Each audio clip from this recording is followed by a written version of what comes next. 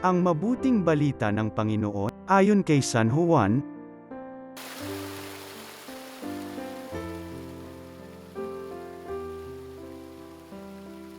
anim na araw bago magpaskwa, si Jesus ay dumating sa Betania, sa bayan ni Lazaro na kanyang muling binuhay. Ipinaghanda siya roon ng hapunan, naglingkod si Marta, at si Lazaro ay isa sa mga kasalo ni Jesus. Kumuha si Maria ng mamahaling pabango, 1 libra ng dalisay na nardo, at ibinuhos sa mga paa ni Jesus. Pagkatapos, pinunasan ng kanyang buhok. At humalimuyak sa buong bahay ang pabango.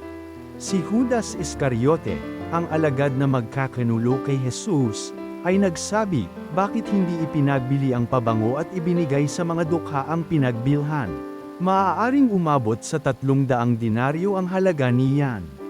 Hindi dahil sa siya'y may malasakit sa mga dukha kaya niya sinabi yon, kundi dahil sa siya'y magnanakaw. Siya ang nag-iingat ng kanilang salapi at kinukupit niya ito. Sumagot si Jesus, ano't siya'y ginugulo ninyo? Pabayaan ninyong ilaan niya ito para sa paglilibing sa akin. Habang panahoy kasama ninyo ang mga dukha, ngunit ako'y hindi ninyo kasama sa habang panahon.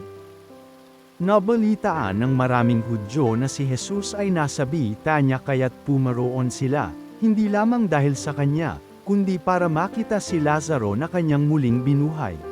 Kaya't binalak ng mga punong saserdote na ipapatay rin si Lazaro, sapagkat dahil sa kanya'y maraming Hudyo ang humihiwalay na sa kanila at nananalig kay Jesus.